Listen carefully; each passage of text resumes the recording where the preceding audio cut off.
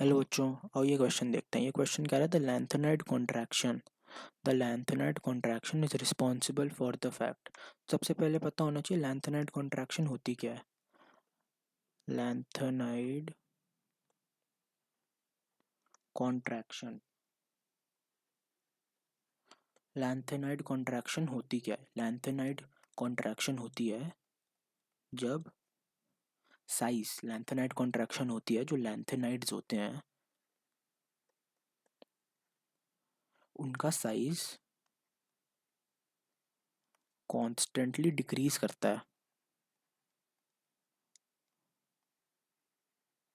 उनका size constantly decrease करता है, उसको लैंथेनाइड कॉन्ट्रैक्शन बोलते हैं। अभी होती क्यों है?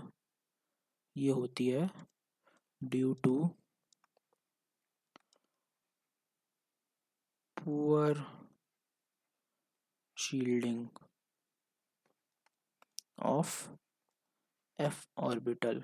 अब शील्डिंग इफेक्ट क्या होता है? शील्डिंग इफेक्ट होता है जैसे कि ये न्यूक्लियस है, ये एस पी डी और फिर ये एस। ये जो यहाँ पर इलेक्ट्रॉन्स होते हैं, जैसे कि एस में कोई इलेक्ट्रॉन है यहाँ पर और यहाँ पर एक इलेक्ट्रॉन है, तो वो ना शील्ड प्रोवाइड करते हैं ये वाले इस डी के इलेक्ट्रॉन को। और वो इलेक्ट्रॉन का फिर न्यूक्लियस का जो चार्ज होता है उतना इफेक्टिवली रीच नहीं कर पाता उस इलेक्ट्रॉन तक, तो इसको शील्डिंग इफेक्ट बोलते हैं। अब शील्डिंग इफेक्ट का जो ऑर्डर होता है, अब जो शील्डिंग इफेक्ट का ऑर्डर है वो होता है एस का सबसे ज़्यादा होता है, एस सबसे ज़्यादा शील्डिंग प्रोवाइड करता है, फिर पी, फिर डी और फिर लास्ट में F.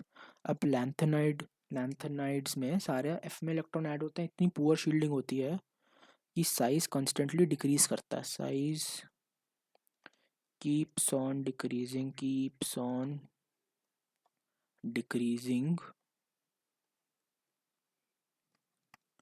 due to very poor shielding of f orbital, due to very poor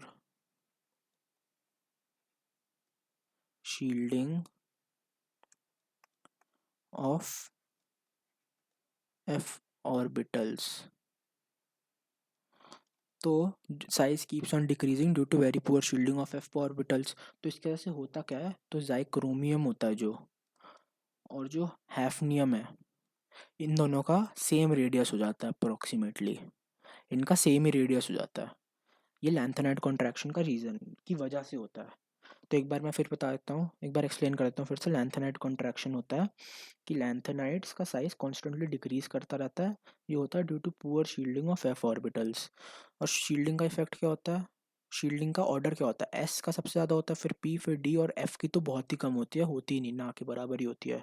तो इसकी वजह से साइज कॉन्स्टेंटली डिक्रीज करता रहता है, और उसकी वजह से फिर हमें पता चलता है कि जाइक्रोमियम और हैफमियम का रेडियस अप्रॉक्सीमेटली सेम होता है। होपफुली समझ आया। Thank you, best of luck.